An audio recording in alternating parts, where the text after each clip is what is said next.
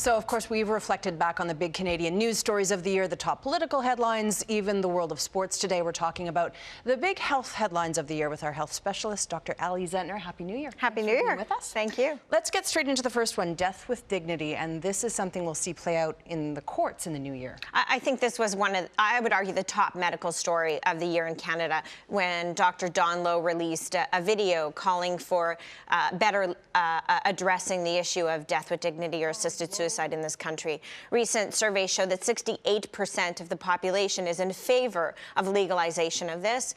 Quebec is going to be ruling on this year. I think that Canadians want this, and this is something that the government can no longer say that we're not going to address this and it's off the table. It's a discussion that needs to happen.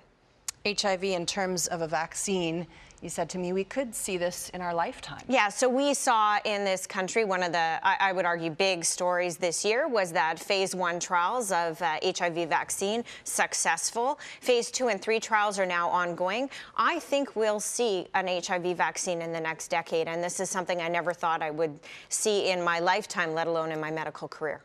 Angelina Jolie was at the forefront of a big health story this year that had men and women talking. So beginning of this year, we saw Angelina Jolie announce to the world that she was BRCA1 and 2 positive, and after discussion with her physician, that she had a double mastectomy prophylactically.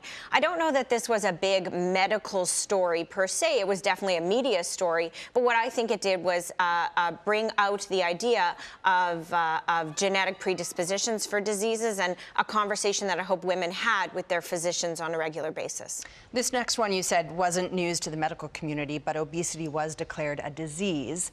And here's hope that that might change the way we look at it. Yeah, this was, obesity as a disease is something the medical community has known for decades. In August, the American Medical Association acknowledged that indeed it was a disease. I think what it will do is bring a new level of empathy for treating patients with obesity, or 60% of this country.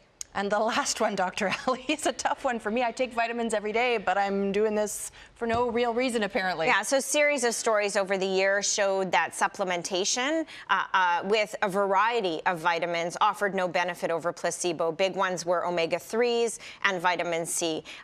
And the fact that there was really not enough regulation of vitamins across the board. I think supplements took a hit this year, and it's something that Canadians need to reevaluate as to why they're taking them. All right, I'm going to save some money, I guess, there. We look forward to you navigating us through the big stories in health in 2014. Thanks. Yeah, it's been a pleasure. Thank you. Ali.